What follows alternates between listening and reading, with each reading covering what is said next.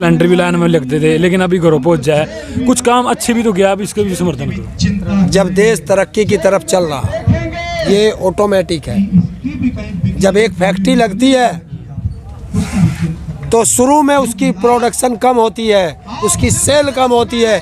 जब वो धीरे धीरे रनिंग पे आ जाती है तो प्रोडक्शन भी बढ़ती है, सेल भी बढ़ती है। इसमें किसी का कुछ नहीं चलता।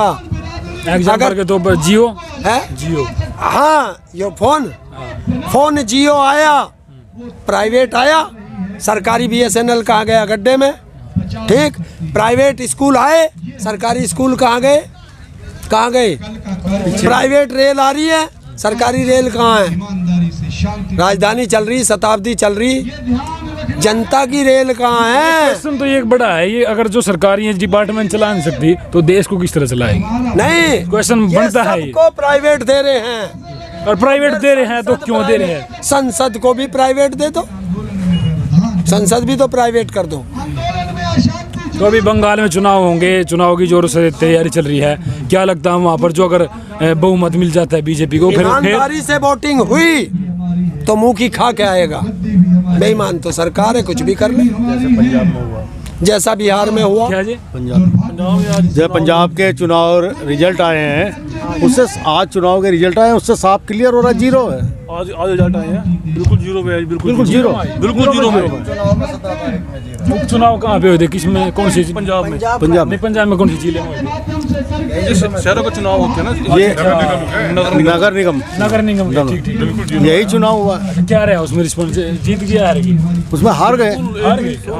ये इसमें हार गए। जनता का फैसला बहुत सर्वप्रिय होता है।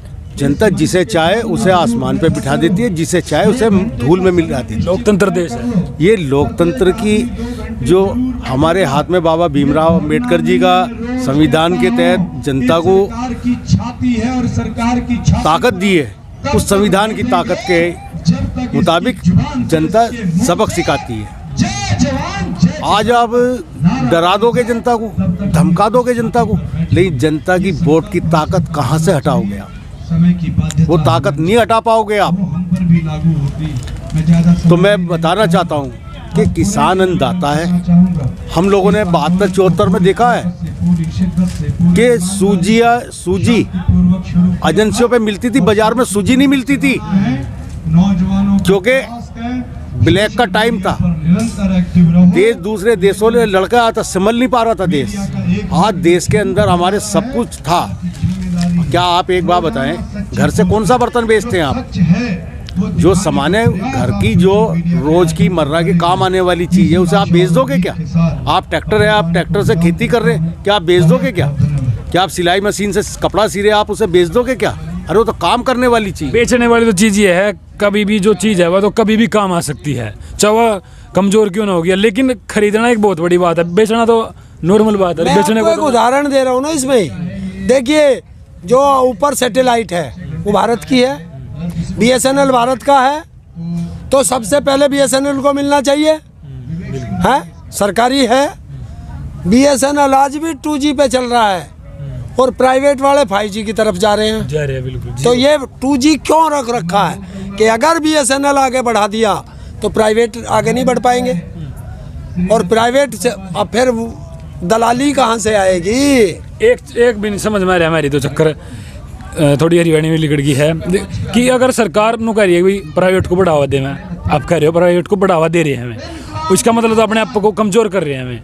तो अपने आप को कमजोर क्यों कर रहे हैं और प्राइवेट को बढ़ावा क्यों दे रहे हैं? इसमें भी तो अंतर है ना। वो एक चीज़ तो बताओ,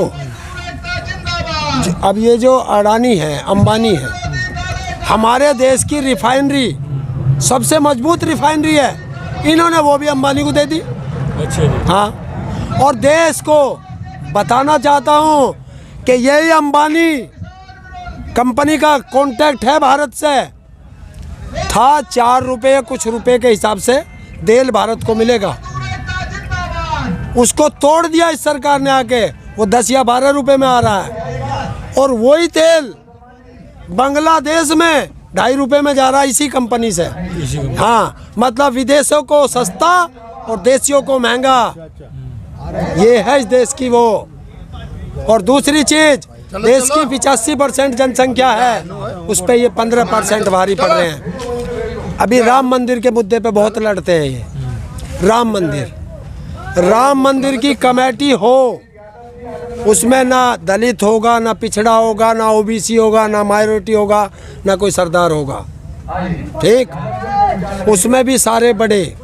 और आप देखना जिस दिन राम मंदिर तैयार हो जाएगा, किसी को फूल की दुकान करने के लिए भी नहीं मिलेगा, छोटी कौम को।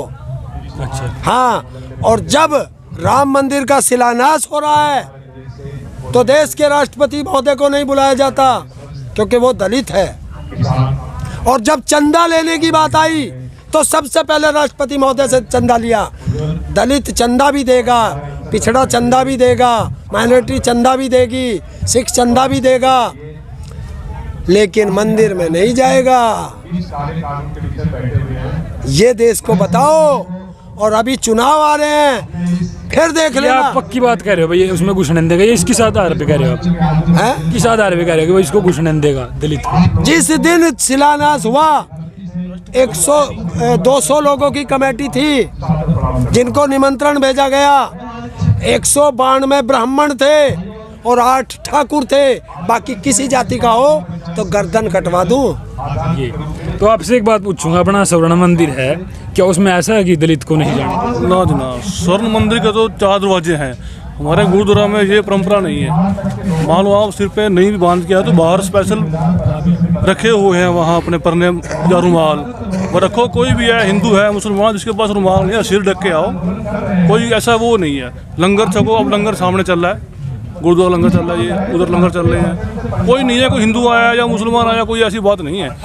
आवाज़ लगाएंगे, आओ भाई साहब लंगर छक के जाओ, ये हमारे में बिल्कुल ऐसा नहीं है। बिल्कुल। मैं एक बात मेरे दिमाग में आई है, लेकिन कुछ लोग कमेंट कर भी देंगे कि ये इस तरह से बोल रहा है। अभी लॉकडाउन में हमारे गुरुद्वारे से भी चल रहे थे, मैं बता रहा हूँ उसमें, और मंदिर जो है कहीं ना कहीं सरकार ने बंद मैं करवाया। बताऊंगा। देखिए, लॉकडाउन में हमारे मंदिरों में ताला लगा, मस्जिदों में ताला लगा, गिरजाघरों में ताला लगा।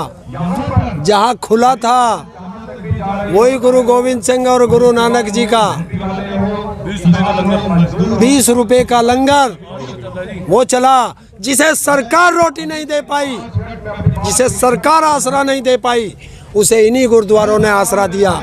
इसी लंगर में भोजन हुआ जगह जगह है। अभी आपदा आई उत्तराखंड में, सरकार नहीं पहुंच पाई, माँ सिक्कों का लंगर पहुंच गया, सारी सुविधा दे रहा। इसे कहते हैं सेवा करना।